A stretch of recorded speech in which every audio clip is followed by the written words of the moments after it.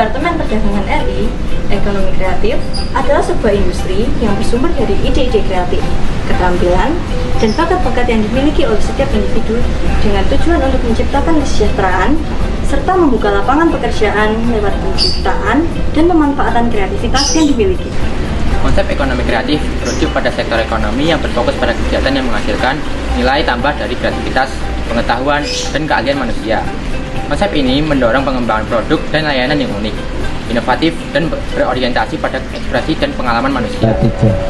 Anak milenial memiliki potensi besar dalam mengembangkan industri ekonomi kreatif karena keterampilan digital, kreativitas, dan pemahaman tentang tren terkini.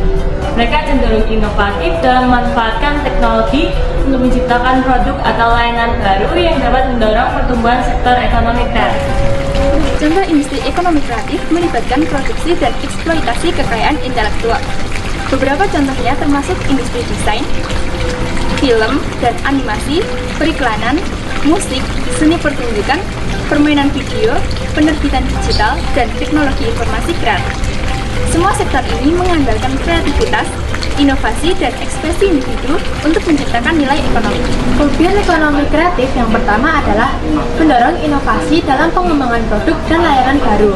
Kedua, menyediakan lapangan pekerjaan dalam industri yang membutuhkan keterampilan kreatif. Lalu yang ketiga, menambah nilai pada produk dan layanan melalui aspek artistik dan kreatif. Yang keempat, meningkatkan daya tarik pariwisata dengan budaya dan kreativitas lokal. Sebetulnya kalau stiker itu lebih ke craft ya, bukan produksi ya. Jadi kita ngambil bahan lembaran polos dari pabrik, kita lebih ke craft, jadi dipotong-potong bikin tulisan atau gambar seperti itu. Kalau produksi, kalau kita produksi stikernya enggak, kita tetap ngambil dari pusat. Jadi model lembaran, kita ngambilnya lembaran warna-warna nanti digabung-gabung terus ini kan dari lembaran polos ya. Nah, kita kan ambilnya kan yang ini kan dibuang itu tulisan warna-warni gini ya, contohnya seperti itu.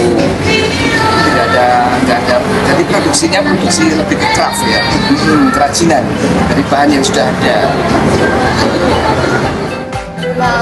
Tantangan yang dihadapi dalam usaha stiker ya tentunya pemasaran utama, karena kan stiker itu kembali ke stiker itu bukan pokok ya, kebutuhan sekunder ya. Jadi istilahnya ada uang lebih kita memproduksi, kita mengkonsumsi stiker, tidak pokok. Jadi kita ya sosmed tetap harus IG, harus ke YouTube itu lebih masaknya lebih cepat lah, sama ya persaingan harga lah sama toko-toko lain seperti itu.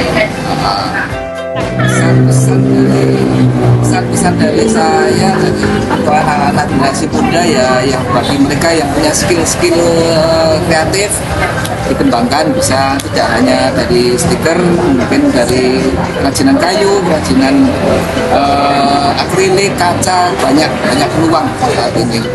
Dan sepertinya peluang nggak bisa mati ya kalau kreativitas ya, beda sama produksi-produksi yang sudah ada di pabrik. Kalau kreativitas kan dari kitanya sendiri, semakin kita kreatif, mungkin dari itu inovasi-inovasi baru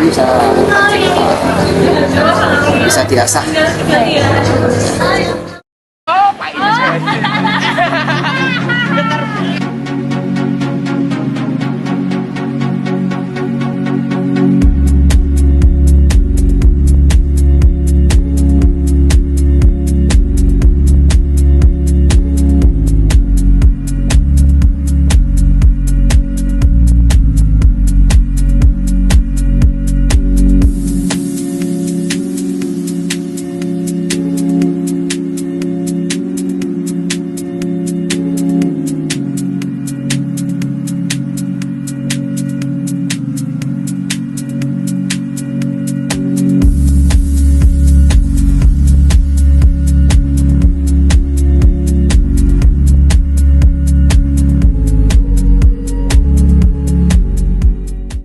Harapan bagi industri ekonomi kreatif ke depannya adalah terus memajukan industri ekonomi kreatif sesuai dengan berkembangnya zaman dan meningkatkan pertumbuhan ekonomi kreatif dengan mengajak generasi muda untuk mengembangkan inovasi.